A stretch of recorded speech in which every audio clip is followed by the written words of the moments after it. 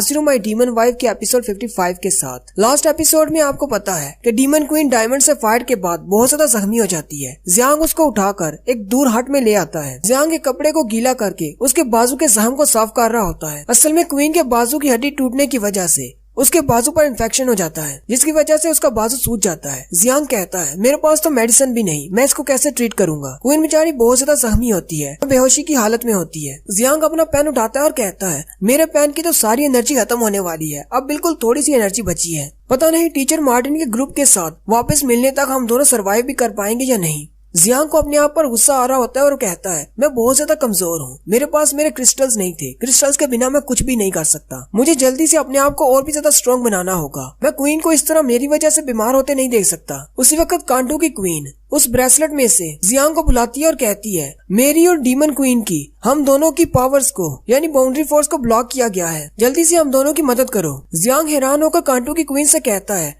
तुमने डायमंड से फाइट के दौरान हमारी मदद क्यों नहीं की। कांटो की क्वीन उसे कहती है इस तावीज की वजह से मेरी और डीमन क्वीन हम दोनों की बाउंड्री फोर्स ब्लॉक हो चुकी है, इसलिए हम दोनों अपनी बाउंड्री फोर्स को इस्तेमाल नहीं कर सकते और ना ही अपने आप को हील कर सकते हैं। जल्दी से इस तावीज को तोड़ दो ताकि क्वीन अपने डीमन क्वीन के ओरा को इस्तेमाल करते हुए अपने आप को हील कर सके। जियांग उस तलवार को उठाता है जिसके साथ वो तावीज बंधा होता है। जियांग कहता है ये तो टीचर ड्रोना ने क्वीन को दिया था हमारे इस सफर पर आने से पहले। कांटो की क्वीन जियांग से कहती है चलो जल्दी करो और इसे तोड़ दो। जियांग उसको जमीन पर रखता है और जीबी की तलवार से ही उसको तोड़ने की कोशिश करता है और कहता है जीबी की तलवार यूजलेस नंबर से बनी है, इस तावीज को तोड़ना जरा भी मुश्किल नहीं होगा।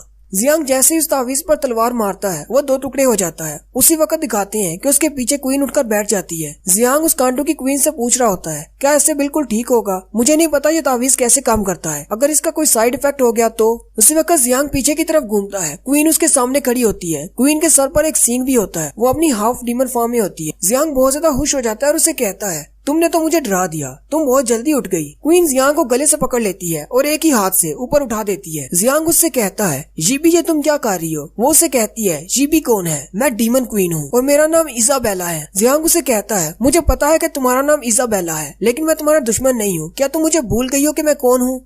उसी वक्त क्वीन को टूर्नामेंट वाला सीन याद आता है जब जियांग ने उसे किस किया था। क्वीन हल्का सा मुस्कुराती है और उसे गले से छोड़ देती है और कहती है हाँ मुझे याद आ गया कि तुम कौन हो। डीमन क्वीन आगे बढ़ती है और जियांग से कहती है इंसानी कचरे मेरी बात गौर से सुनो, आज के बाद से मैं तुम्हारी क्वीन हूँ और तुम मेरे गुलाम हो, जो भी मैं तुमसे कहूँ वो ध्यान से सुनना। जियांग से देखकर बहुत ज्यादा हैरान हो जाता है और कहता है मुझे लगता है ये फिर से अपनी डीमन फॉर्म में आ गई है। डीमन क्वीन जल्दी से अपने बाजू पर लगी हुई चोट को हील कर देती है और जियांग से कहती है तुम तो बिल्कुल इंसानी कचरे हो, तुम्हारी वजह से देखो मेरी बॉडी का क्या हाल हो गया है, तुम बिल्कुल बेकार हो। जियांग सोचता है चलो एक बात तो अच्छी हो गई, इसने जीबी की बॉडी के वुंड्स को हील कर दिया। क्वीन जियांग को फिर से पुकारती है। जियांग उसे कहता है जी मेरी क्वीन जल्दी से बताएं आपका क्या हुक्म है। डीमन क्वीन जियांग से कहती है मैं बहुत ज्यादा थक चुकी हूँ और मेरे कपड़े भी बहुत ज्यादा गंदे हैं, जल्दी से मेरे लिए एक बाथ टब का अरेंज करो, मैं नहाना चाहती हूँ। जियांग क्वीन से कहता है लेकिन मेरी क्वीन मेरे फोर्जिंग पेन पर लगे हुए क्रिस्टल की सारी एनर्जी खत्म हो चुकी है। क्वीन इसे घूर कर देखती है और कहती है क्या तुम अपनी क्वीन के हुक्म को नहीं मानोगे।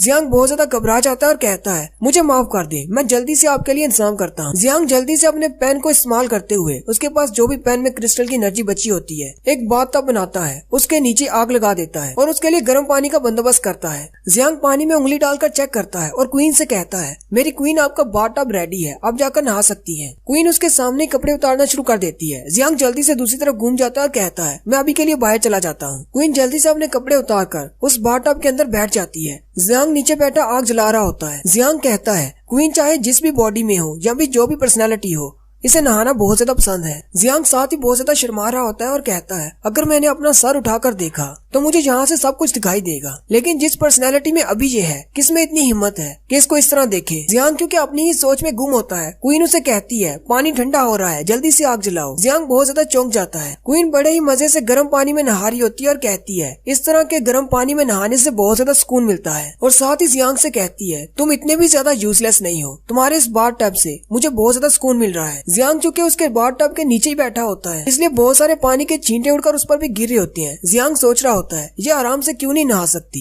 उसी वक्त क्वीन उसे कहती है जल्दी से खड़े हो जाओ। जियांग बहुत ज्यादा घबरा जाता है। जियांग दूसरी तरफ मुंह करके खड़ा हो जाता है। क्वीन उसके कंधे पर अपने पाँव रख लेती है और जियांग से कहती है इसी तरह यहीं पर खड़े रहो, जबकि जियांग शर्म के मारे लाल पीला हो रहा होता है। क्वीन उसे कहती है हिलना बंद करो और यहीं पर रहो, मैं तुम्हारी क्वीन हूँ, ये मेरा ऑर्डर है कि यहीं पर खड़े रहो। क्या तुम्हें इस बात से कोई मसला है? जियांग उसे कहता है नहीं, मुझे कोई मसला नहीं। फिर क्वीन उसके कंधे से अपने पाँव हटा लेती है। जियांग सुकून की सांस लेता है और कहता है चलो शुक्र है उसने अपने पाँव उठा लिए, ना मेरा तो काम हो गया था। साथ ही क्वीन उसे कहती है आप पीछे की तरफ घूम जाओ। जियांग के मुंह से भी खून निकलता है और जियांग बहुत ज्यादा घबरा जाता है। जियांग आहिस्ता आहिस्ता पीछे की तरफ घूमता है तो क्वीन उसकी तरफ कमर करके बैठी होती है और उसे कहती है मेरी कमर पर मसाज करो। जियांग बहुत ज्यादा घबरा जाता है और कहता है क्या मैं तुम्हें मसाज दूं? क्वीन उसे कहती है हाँ, यहाँ पर तुम्हें कोई और नजर आ रहा है? जियांग अपने हाथ में कपड़ा पकड़ता है और कांपते हुए हाथों के साथ आगे की तरफ बढ़ता है और कहता है मैं हमेशा से इसी मौके की तलाश में था, लेकिन पता नहीं मुझे बहुत ज्यादा डर लग रहा है। क्वीन जियांग से कहती है अब तुम यहाँ पर खड़े क्यों हो, जल्दी करो और मेरी कमर को वॉश करो।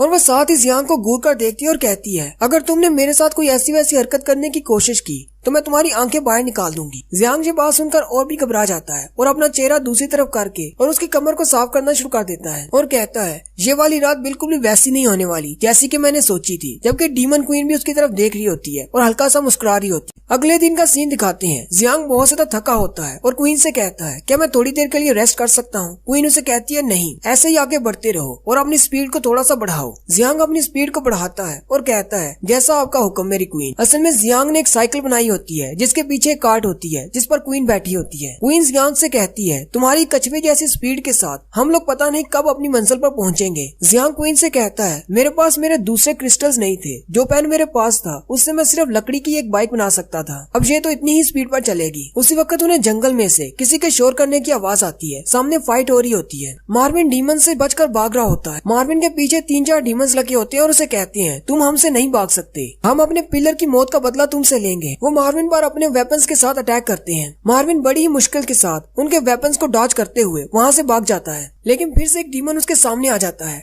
मार्विन अपने हथौड़े पर लगे हुए क्रिस्टल को इस्तेमाल करते हुए एक बड़ा सा मुक्का बनाता है और उस डीमन को दूर फेंक देता है। जबकि उसी वक्त बाकी के 3 डीमन भी उस पर अटैक करने के लिए आगे बढ़ते हैं। मार्विन अपने हथौड़े को जमीन पर मारता है और फिर से फोर्जिंग की टेक्निक को इस्तेमाल करते हुए अपने बड़े से हाथ से 3 बड़े ब्लेड निकालता है और उन तीनों की तरफ फेंकता है, जिससे वो तीनों सेंटर से कट जाते हैं। मार्विन अपनी पावर को इस्तेमाल करने के बाद बहुत ज्यादा थक जाता है और वहीं पर बैठ जाता है और कहता है मैंने अपनी मेंटल स्ट्रेंथ को बहुत ज्यादा इस्तेमाल कर लिया, लेकिन मुझे जल्दी से वापस जाकर अपने किंग को सारी रिपोर्ट देनी होगी। उसी वक्त मार्विन के कंधे पर एक नाइफ लगता है और साथ ही उसके ऊपर नाइफ्स की बरसात होती है। पीछे से कोई नाइफ फेंक रहा होता है। मार्विन जल्दी से अपनी बैक पर एक शील्ड बना लेता है और अपने आप को प्रोटेक्ट करता है। वो अपने कंधे से नाइफ को निकालने के बाद पीछे की तरफ देखता है तो पीछे बहुत सारे और भी डीमंस होते हैं और उसे कहते हैं तुम हमसे बचकर नहीं जा सकते। वो सारे डीमंस मार्विन से कहते हैं तुमने हमारे पिलर को मार डाला, लेकिन हम उसके सोल्जर्स हैं, हम तुमसे उसकी मौत का बदला जरूर लेंगे, तुम यहाँ से बचकर नहीं जा सकते। मार्विन अपनी उसी शील्ड के अंदर से 2 बड़ी बड़ी गन्स निकालता है और अपने हथौड़े में लगे हुए क्रिस्टल की मदद से उन पर फायर करता है, जिससे एक जोरदार धमाका होता है। वो डीमंस कहते हैं ये ड्वार्फ बहुत ज्यादा कमजोर हो चुका है, लेकिन अभी भी इसके पास बहुत ज्यादा पावर है। दूसरा डीमन उसे कहता है तुम्हें परेशान होने की जरूरत नहीं, इसे इस हालत में पूरा दिन हो चुका है, ये अपनी लिमिट्स पर पहुंच चुका है। जबकि मार्विन को भी पता होता है कि वो बहुत ज्यादा कमजोर हो चुका है। मार्विन कहता है अब तो मुझे साफ साफ दिखाई भी नहीं दे रहा, लेकिन साथ ही वो कहता है मुझे यहाँ पर हार नहीं माननी, मुझे वापस अपने पापा यानी किंग के पास जाना होगा। उसी वक्त उसके सामने से कुछ पंख उड़ते हुए गुजरते हैं। मार्विन उन पंखों को देखकर बहुत ज्यादा घबरा जाता है और कहता है ये नहीं हो सकता। उसी वक्त कोई शख्स उसकी बड़ी सी गन्स को टुकड़े टुकड़े कर देता है और साथ ही मार्विन भी बहुत ज्यादा जख्मी हो जाता है और दूर जाकर एक दरख्त के साथ गिरता है और कहता है मुझे नहीं लगा था कि ये भी यहाँ पर आएगा। जबकि डीमन आर्मी के सोल्जर्स भी ये देखकर हैरान होते हैं और कहते हैं कहीं वाकई में ये वो तो नहीं, लेकिन वो यहाँ पर क्या कर रहा है। उसी वक्त वो पंख जमीन पर गिरता है। वहाँ पर एक डीमन को शो किया जाता है। डीमन आर्मी के 12 पिलर्स में से रैंक नंबर 1 पे ये वाला डीमन होता है, जो कि शैडो पिलर है और इसका नाम डार्क उल्लू है। जियांग और क्वीन भी दूर से डार्क उल्लू को देख रहे होते हैं। जियांग क्वीन से कहता है क्वीन इजाबेला हम दोनों को जाकर उस ड्वार्फ को बचाना होगा। जियांग सोच रहा होता है हम दोनों के स्टाइल बहुत ज्यादा मुख्तलिफ है, लेकिन मैंने अभी उस ड्वार्फ को देखा,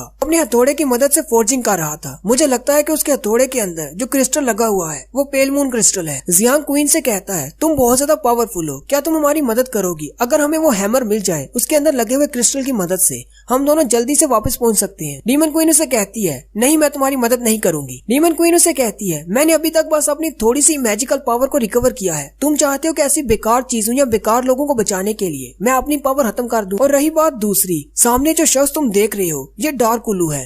12 पिलर्स में से रैंक नंबर 1। इसके साथ डील करना कोई इतनी भी आसान बात नहीं। ये मेरे फादर का स्टूडेंट हुआ करता था। जियांग डीमन क्वीन से कहता है, इसका मतलब ये डीमन किंग का स्टूडेंट हुआ करता था, लेकिन तुम्हें उससे डरने की जरूरत नहीं। मेरा यकीन करो, जब तक हमारे पास वो पेल मून क्रिस्टल है हम लोग किसी का भी सामना कर सकते हैं। हमें उससे डरने की जरूरत नहीं। क्वीन उसे कहती है, अगर ऐसी बात है तो फिर तुम्हें अकेले जाना चाहिए और जाकर अपना क्रिस्टल ले आओ। मैं तो तुम्हारे साथ नहीं जाऊंगी। और यहीं पर हमारी एपिसोड 55 का एंड होता है। एक्सप्लेनेशन अच्छी लगी हो तो कमेंट करके जरूर बताएं। चैनल को सब्सक्राइब कर दें, वीडियो को लाइक और शेयर कर दें। शुक्रिया।